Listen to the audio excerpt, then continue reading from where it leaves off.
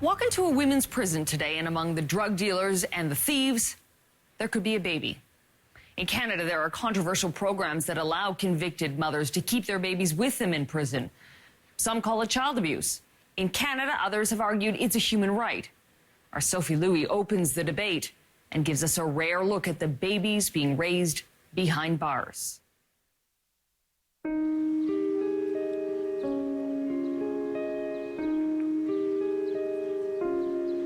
I was arrested for possession of a controlled substance. Maria Gasca is inmate R83994 at the Decatur Correctional Center for Women outside Chicago. And Maria is not alone in prison.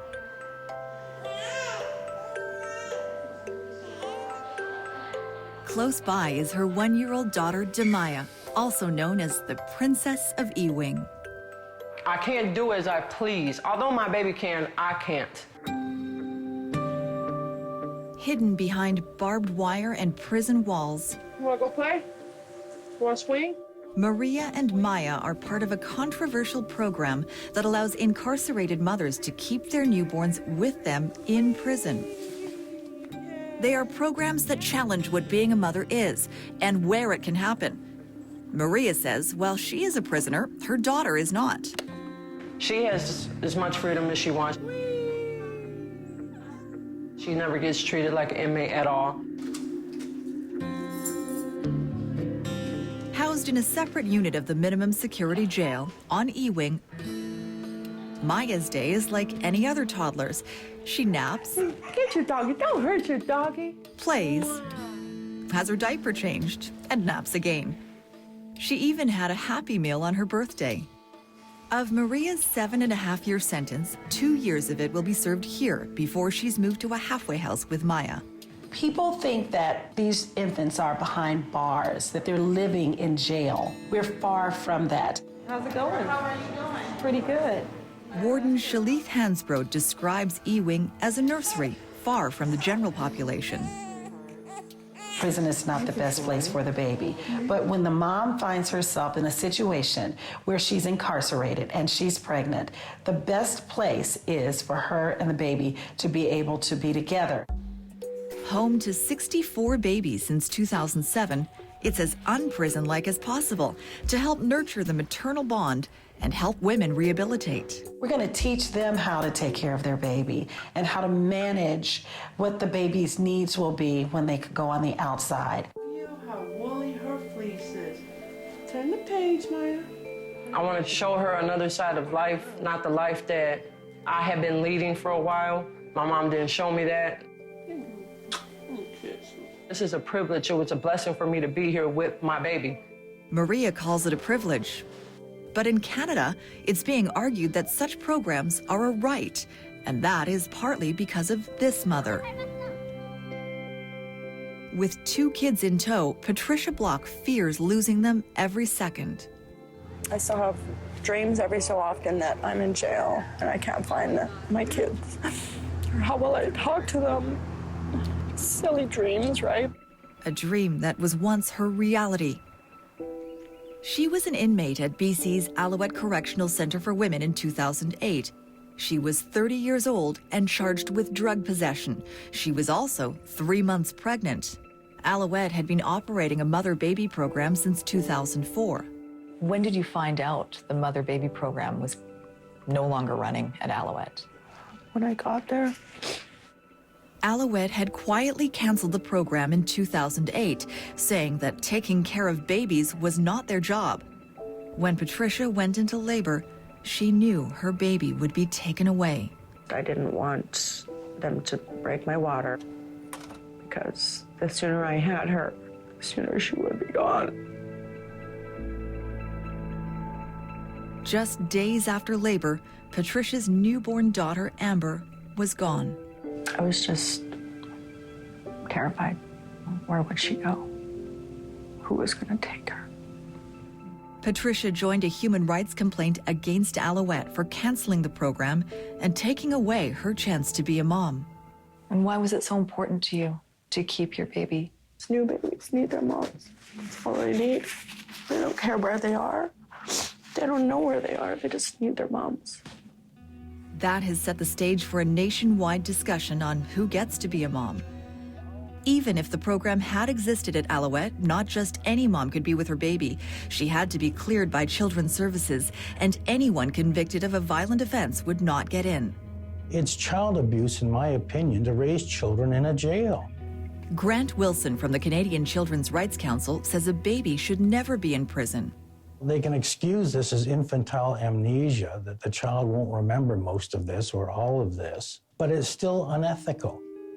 Dr. Ruth Martin has a different idea of what is ethical. A former prison physician at Alouette, she thinks a mother can be a mom anywhere. The community standard for making a decision about a baby staying with a mother should be equally applicable to women who are incarcerated. That's because the benefits of breastfeeding and bonding are felt early on. Being with mother right from day one has very strong implications for the way that that baby will actually develop emotionally and physically. It just floors me, no matter what kind of situation you have. You still got people there that are not well educated. This is not some maternal home. It just isn't that way. This is our temporary home, yes. You want your pacifier? Maria's home isn't a regular jail cell. I have my bed. Maya has her crib, her changing table, all her clothes. You can make it feel comfy, homey for the baby. Comfy means cameras in each cell, guards monitoring the wing, and there are rules. A baby cannot sleep in the same bed as the mother, no spanking, and if Maria has to leave the wing, other inmates are carefully screened before they can care for Maya. Alouette's mother-baby unit was home to a dozen babies over the 4 years it was open. During that time, there were no safety incidents, and babies met their development targets. After the unit closed, between 2008 and 2011, 12 babies were taken away from their moms. Moms like Patricia Block. You can just make simple mistakes, and you're there. Patricia served 10 months in prison, quickly reuniting with Amber when she got out. Some people will say that you went to jail, you committed a crime, you gave up your rights. I think that my daughter's rights to be with her mother matter. Amber is now 5 and doesn't know she's at the center of a human rights debate. But she does know who her mom is. Thank you for being a good mommy, Mom. Okay, Thanks, Emmy. Thanks for being such a good daughter. thank you. Next, going to court for a baby's right to be behind bars. If you believe in human rights, then one case gone wrong is one too many.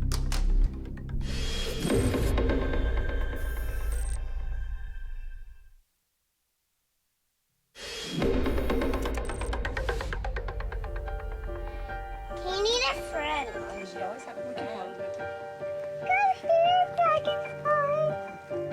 You got him. It's a typical afternoon for 3-year-old Tia Cole, catching dragonflies with her grandmother Michelle and mother Amanda Edgar. Had a farm. E-I-E-I-O. What's not so typical, Tia Cole was born in jail. The briefest. Sing with me. In 2010, her mother Amanda was 26, a high school dropout, and supporting an expensive meth habit. I just wanted to escape what was going on, and I was in this place where I never envisioned myself being. Breaking into homes desperate to feed her addiction. Do you have any idea, like, how many houses you broke into? I have no idea. It's in the hundreds. After one break-in, she was arrested, charged, and sent to a federal prison. That's when she found out she was pregnant. And it was just like, this is it. This is your chance. Just take it. Just love your baby and love yourself. Loving her baby meant applying for Canada's Mother-Baby program. It allows babies up to the age of 4 to stay with their mothers in federal prisons. Dozens of other developed countries have mother-baby programs. The US, the UK, Germany, Denmark, Russia, and South Africa. Canada started its own in 1997. Amanda saw it as a chance. This is an opportunity. It's not necessarily a bad thing. And it wasn't easy to get in. She was screened by Child Welfare Services, Corrections Canada, and the warden. It was a lot of work, but Amanda was determined. I really wanted to breastfeed. I really wanted that. Like, I think that's a bond, a really good bond that every mother should have. Tia Cole was born that June. The two lived in a separate house at the Fraser Valley Institute specifically for mothers. It was here that Amanda watched Tia grow. When we first started seeing her roll, we were just like, oh my God, she's doing it. And same when she started breaking teeth. Yeah, that was all in there. In 2011, Amanda was released with her 5-month-old daughter. They were one of the last full-time pairs to participate in the program. This man says that's because it's too hard to get in and that Canada is unnecessarily separating mothers and babies. The default should really be to keep them together and then look at the reasons why that isn't possible or isn't appropriate. Howard Sapers is Canada's correctional investigator. He says a baby's welfare is the primary concern, and the program gives mothers the choice to keep their babies, breaking the cycle of crime. So we know that children of incarcerated mothers in particular who suffer that long separation tend to be the most at risk of growing into a criminal lifestyle. It's really important to get the child off to a good start. While Howard thinks keeping mother and child together is the best start, Grant Wilson of the Canadian Children's Rights Council doesn't buy it. He says better options are available. I object to having those kind of situations where relatives, close relatives and fathers can raise their children, and this mother has this right to raise the child in court, at least in prison. On average, babies stayed 8 months on a full-time basis in Canadian federal prisons, but roughly only 100 women have participated. And while the number of incarcerated mothers in Canada is lower than most, Howard says that doesn't mean people shouldn't care. If you believe in human rights, then one case gone wrong is one too many. Ella was a beautiful girl. Amanda had the choice to apply to the program because she was sent to a federal institution. Patricia Block had no choice because she was sent to a provincial one that had canceled its program. That's why she decided to take her case to the BC Supreme Court. She was part of a human rights complaint launched after her daughter Amber was taken away. It was so wrong for Amber, what had happened to her. In December 2013, the court agreed. It ruled that closing the program had violated Patricia and Amber's right to be together. The facility reopened its mother-baby unit last spring. Doing your time is one thing. Having your baby taken is a completely different thing. 2/3 of Canada's female prison population are mothers. The majority are single moms, convicted of non-violent crimes, often struggling with addiction. Grant says they cannot be good mothers. They don't have the same values. They don't have the same integrity. Well, they've already got a huge problem already on becoming a good person and then becoming a good parent. I would never sit in judgment, and I certainly wouldn't make any general statements to say that this group of women are better mothers than this other group of women. Corrections Canada is expected to release a review of the federal program later this year. But experts say it is working and it's cheap. Of the $3 billion Corrections Canada spent last year, only $115,000 of it went to the mother-baby program. That's less than 1%. Its mandate is to rehabilitate, not punish women like Amanda. I did make bad choices, and I can't take them back. And I know better. I know that. An estimated 90% of mothers in these programs do not reoffend and continue to raise their children.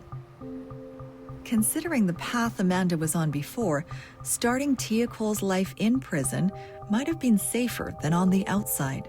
If it hadn't been for that program, do you think you'd be using again? I don't know what I would be doing. Yeah, I don't want to think about it. That's a great idea. Now 30, Amanda says she's been clean for 4 years. That's so beautiful. And last summer, she graduated high school. And at 3 years old, Tia is as charming as she is smart, showing no effects of her 5 months in jail. 9, 10. Meanwhile, Maria is building memories on Ewing with her daughter, a place she says neither will return to. I can't come back here. I love my kids. I can't take the chance of being away from them. Maybe the next time Maya gets a Happy Meal, it will be on the outside.